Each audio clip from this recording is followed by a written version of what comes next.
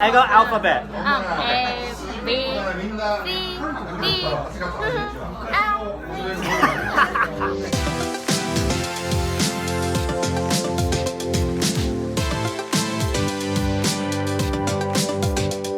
10 questions about myself, just so you guys know who you're actually following on Facebook and Instagram. My name is Jeremy. The students that I teach every day, they call me Mr. Jeremy or Jeremy Sensei. So either one's fine. I am from Sydney, Australia. So I lived there pretty much my whole life, never really left. Stayed there up until last year when I moved over to Japan. Loved Sydney, but it was getting too busy, too expensive, things like that. So decided to move over to Japan, and it was the best decision that I ever made.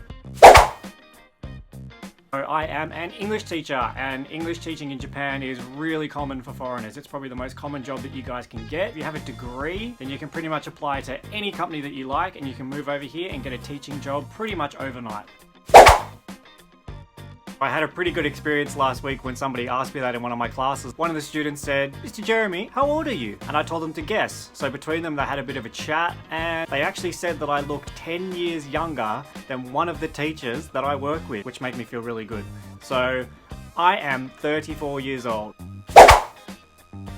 So I came over to Japan on holidays with my brother in 2015, and we spent 4 weeks traveling mostly the north of Japan, Hokkaido, and exploring up north. And then in 2016 we came back for another 4 weeks, and we spent most of the 4 weeks down south of Japan. So I remember we were sitting at a ramen restaurant for lunch one day, and it was the last day of our trip, and I remember my brother saying to us, "Oh, I'm definitely ready to go back. 4 weeks has been really good, but the language is really difficult, and I just, kind of miss home a little bit."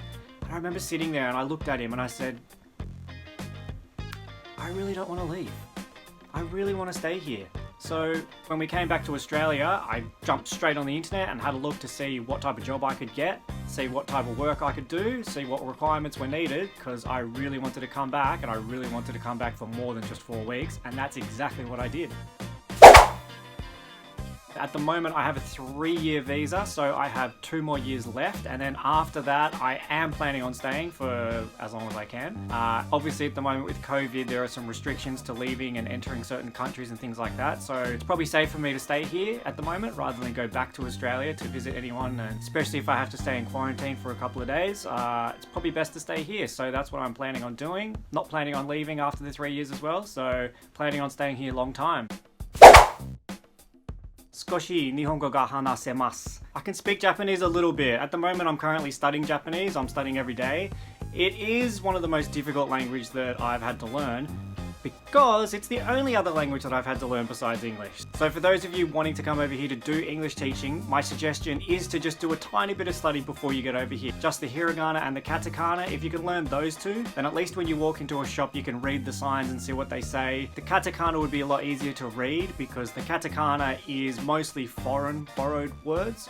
So words like toilet, you'll see that in katakana, so you'll be able to read that, and if you can pronounce just the katakana letters you might be able to figure out little things on menus, signs, things like that. So my suggestion would be to try and learn just the basics, just enough to get by.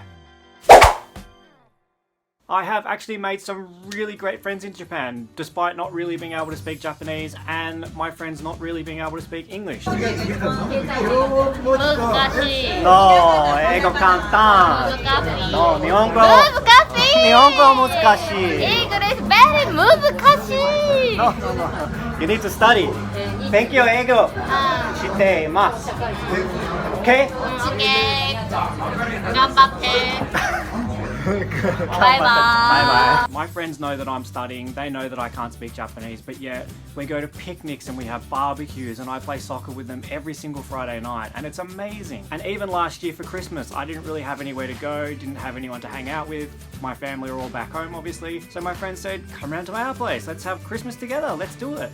So even after just 6 months of being here with still not that great Japanese, yeah, I've made some amazing friends. So all you need to do is just put in that little bit of effort, and as long as they can see that you're trying, then they will open up their homes, open up their hearts, and you will have the most amazing time here, I promise you. a few people on social media like Chris Broad from Abroad in Japan and Charlotte in Japan. I always look at those people's Facebook and YouTube channels and stuff like that, and they're amazing. They've got amazing talent. And I'm not trying to be like them, I'm just trying to be me. I don't have the $1,000 cameras and the $1,000 drones and things like that. What I do have though is heart, and what I do have is passion. And I want to show you guys what I can create with an iPhone, AirPods, a GoPro, and share that experience with you guys.